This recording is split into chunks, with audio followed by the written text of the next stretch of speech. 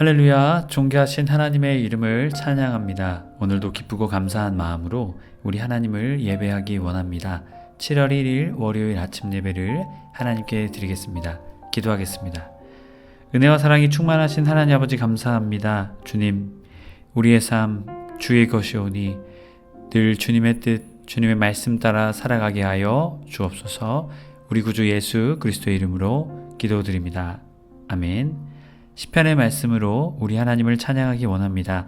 시편 119편 167절, 168절 말씀입니다.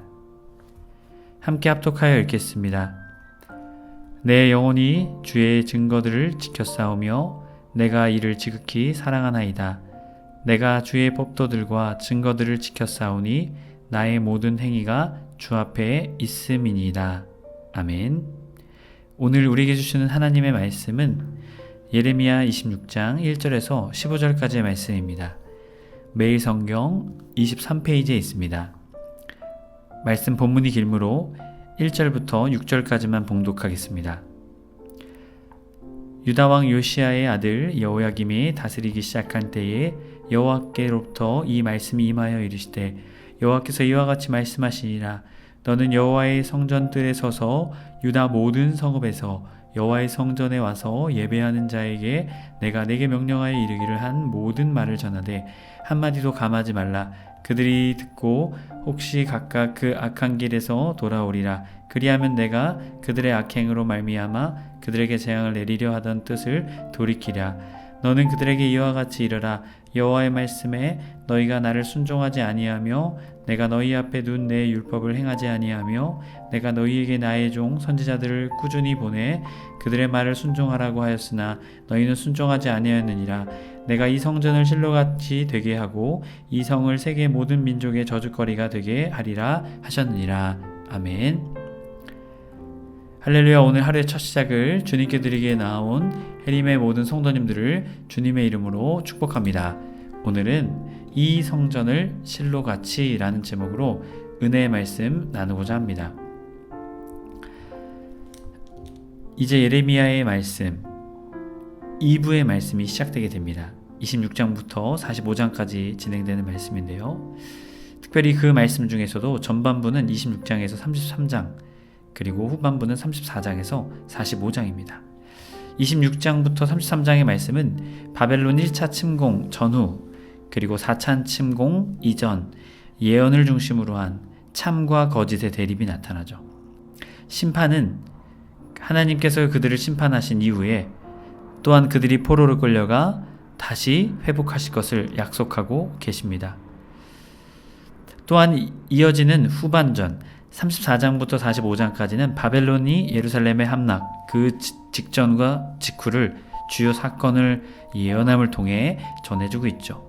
오늘 읽고 우리가 읽은 말씀은 바로 1차부터 4차의 침공 그 시간 속에 이루어진 예언의 말씀 그것을 우리에게 말해주고 있습니다. 1절부터 6절까지 말씀은 예레미야의 성전 설교를 말합니다.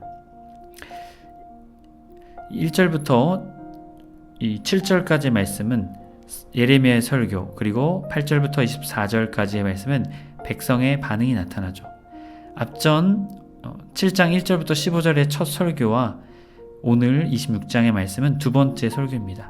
그런데 여기서는 좀 다른 점은 백성의 반응이 추가되고 있다는 것이죠. 자, 예레미야의 설교가 시작됩니다. 당시는 요시야 왕 아들이었던 여호야김의 시대였죠. 악한 왕이었고 애굽을 의지하던 왕이었습니다. 그때에 여호와께서 이와 같이 말씀하셨습니다. 2절 너는 여호와의 성전뜰에서 유다 모든 성읍에서 여호와의 성전에 와서 예배하는 자에게 내가 내게 명령하여 이르게 한 모든 말을 전하되 한마디도 감하지 말라. 자, 이 뜰은요 안뜰과 바깥뜰로 구분됩니다. 그리고 예배하는 자로서 사람들이 나왔다는 것이죠. 하지만 실상은 이들은 하나님의 성전에서 하나님을 예배한 것이 아니라 우상을 숭배했습니다.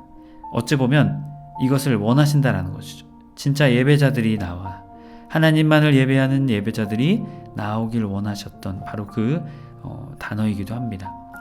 이어지는 말씀 한마디도 감하지 말라. 예레미야의 생각, 의견 하나님이 말씀하시는 그대로 전하라. 순화해서 말하지 말고 그대로 전하라 라는 것이죠. 3절 그들이 듣고 혹시 각각 그 악한 길에서 돌아오리라. 심판의 목적, 징계와 벌, 그것이 아니다라는 것이죠. 그들을 돌아오게 하기 위함이다라는 것입니다. 그래야 내가 그들의 악행으로 말미암아 그들에게 재앙을 내리라던 뜻을 돌이키리라. 자, 4절 너는 그들에게 이와 같이 이르라. 여호와의 말씀이 너희가 나를 순종하지 아니하며 내가 너희 앞에 둔 내 율법을 행하지 아니하며 내가 너희에게 나의 종 선지자들을 꾸준히 보내어 그들의 말을 순종하라 하였으나 너희는 순종하지 아니하였느니라. 자, 하나님께서는 하나님의 뜻을 벗어난, 하나님을 떠난 우상에게로 향한 이스라엘 백성을 다시금 돌아오도록 하나님의 사람들을 보내셨다라는 것이죠. 하지만 이스라엘 백성은 어떻습니까? 듣지 않았습니다. 내 율법을 행하지 아니하며 인간의 말이 아닌 하나님의 말을 듣지 않았다는 것. 절대적으로 지켜야 할 하나님 말씀이 아닌 그들의 뜻대로 행했다라는 것이죠. 5절에 보면 나의 종 선지자들, 자, 직접 하나님이 오신 것이 아니라 출애굽기의 말씀을 보면 하나님을 보고 두려워서 대신 중간에 사람을 세우게 되죠. 바로 모세를 세우게 되었던 것이고 이제는 선지자를 세우게 되었던 것입니다. 하나님의 선지자를 보내서 하나님의 말씀에 순종하라 했지만 듣지 않았다라는 것이죠. 6절 이 성전을 실로같이 되게 하고 하나님을 섬기는 수단, 오히려 이 성전이 우상을 숭배하는 수단이 되었던 것이죠. 결국 실로와 같이 된다. 언약궤를 보관했던 장소인데요. 블레셋에 의해서 파괴됐습니다. 그렇기 때문에 실로처럼 그렇게 된다라는 것이죠. 이 성을 세계의 모든 민족의 저주거리가 되게. 원래 하나님은 제사장 나라로 선민 백성으로 본이 되게 하시고 그들이 복의 근원이 되게 하시겠다 말씀하셨지만 이스라엘 백성의 범죄함으로 하나님은 그 모든 것을 징계하시고 심판하시는 모습을 보여주게 됩니다. 이어지는 7절부터 9절까지 말씀은 체포되고 재판받는 예레미야입니다. 7절 예레미야가 여호와의 성전에서 이 말을 하매 제사장들과 선지자들과 모든 백성이 듣더라.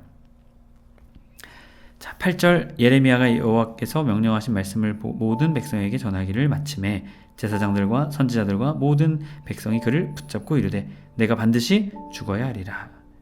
자, 죄인을 체포하듯이 예레미야를 체포했다라는 것이죠. 그리고 어떻게 해요? 정식 재판 없이 반드시 죽어야 하리라. 사형을 선도하는, 사형을 선고하는 모습을 보여주죠. 아주 불법적인 모습이죠. 9절 어찌 내가 여호와의 이름을 의지하고 예언하여 이르기를 이 성전이 실로같이 되겠고 이 성이 황폐하여 주민이 없으리라 하느냐. 자, 잘못된 신학이다. 하나님은 예루살렘 성전 반드시 보호하신다. 하지만 실상은 그들은 하나님을 온전히 믿지 않았죠. 타락했고 우상을 숭배했습니다. 결국 하나님의 심판이 그들에게 예레미야를 통해 임하게 되었는데 지금 어떻게 해요? 잘못된 신앙을 가지고 있는 것이죠. 아, 이 성전, 이 예루살렘 하나님이 함께 하시기에 무너지지 않아. 그들은 회개하지 않고 그런 잘못된 신앙을 붙잡았다라는 것이죠. 결국 주민이 없으리라 하느니라. 회개를 거부하는 자들의 반응이죠. 그들은 결국 심판을 받게 됩니다. 그 모든 백성이 여호와의 성전에서 예레미야를 향하여 모여드니라. 같은 마음과 같은 뜻으로 예레미야를 죽이고자 했다라는 것이죠. 이어지는 10절부터 마지막 15절까지 말씀은 유다 고관들의 개입과 예레미야의 변론입니다. 유다의 고관들이 이 말을 듣고, 자, 이 고관들이라는 것은 관직에 있었던 사람들입니다. 행정, 각 부의 장관들을 말하죠. 이 말을 듣고 왕궁에서 여호와의 성전으로 올라가 여호와의 성전 새 대문의 입구에 앉음에 재판을 하기 위해서 문에 앉았다라는 것이죠. 재판하기 좋은 장소였다라는 것입니다. 11절 제사장들과 선지자들이 고관들과 모든 백성에게 말하여 이르되 이 사람은 죽는 것이 합당하니 너희 귀로 들음과 같이 이 성에 관하여 예언하였습니다. 자, 모든 백성이 배심원의 역할을 하게 되고 이 사람은 죽는 것이 합당하다. 거짓 선지자로 판별했다는 것이죠. 왜 그래요? 이 성에 관하여 예언하기 때문에 거룩한 성 예루살렘, 이 도성을 비방하고 불리한 예언을 했다. 그래서 죽여야 된다라는 것이죠. 12절 예레미야가 모든 고관과 백성들에게 말하여 이르기를 여호와께서 나를 보내사 너희가 들은 바 모든 말로 이 성전과 이 성을 향하여 예언하게 하셨느니라. 이것이 내가 하는 것이 아니라 하나님이 하셨다라고 하나님을 사칭한 것이 아니라 하나님이 나에게 말씀하셨다라는 것을 밝힙니다. 13절 그런즉 너희는 너희의 길과 행위를 고치고 너희 하나님 여호와의 목소리를 청종하라. 자, 바로잡아라, 고치라. 자신이 이전에 선포했던 메시지, 이 재판에서도 지금 동일하게 선포하고 있는 것입니다. 돌이켜라, 바로잡아라 라는 것이죠. 그리하면 여호와께서 너에게 선하신 재앙에 대하여 뜻을 돌이키시리라. 하나님의 기준, 사람의 기준이 아닌 하나님 기준입니다. 예레미야는 그것을 선포했던 것. 14절 보라 나는 너희의 손에 있으니 너희 의견에 좋은 대로 해라. 옳은 대로 하려니와. 자, 난 도망가지 않았다. 너희가 하고 싶은 대로 해라. 하지만 옳은 대로 해야 한다. 하나님의 말씀을 의지하라라는 것이죠. 15절 너희는 분명히 알아라. 너희가 나를 죽이면 반드시 무죄한 피를 너희의 몸과 이 성과 이 성 주민에게 돌리는 것이니라. 이는 여호와께서 진실로 나를 보내사 이 모든 말을 너희의 귀에 말하게 하셨습니다. 자, 무고한 재판에 대한 대가 하나님께서 반드시 갚으실 것이다. 그렇기에 너희는 함부로 판단하지 말라라고 담대하게 목숨을 걸고 예레미야는 선포했던 것입니다. 헤르메 성도 여러분, 오늘 예레미야의 모습은 어떻습니까? 목숨을 걸고 하나님 말씀을 전하였습니다. 여러분, 우리의 삶에 우리가 주님의 말씀을 전하기 위해 우리는 어떠한 헌신을 드리고 있는지요? 예레미야처럼 목숨을 우리는 내어놓을 수도 있을 것입니다.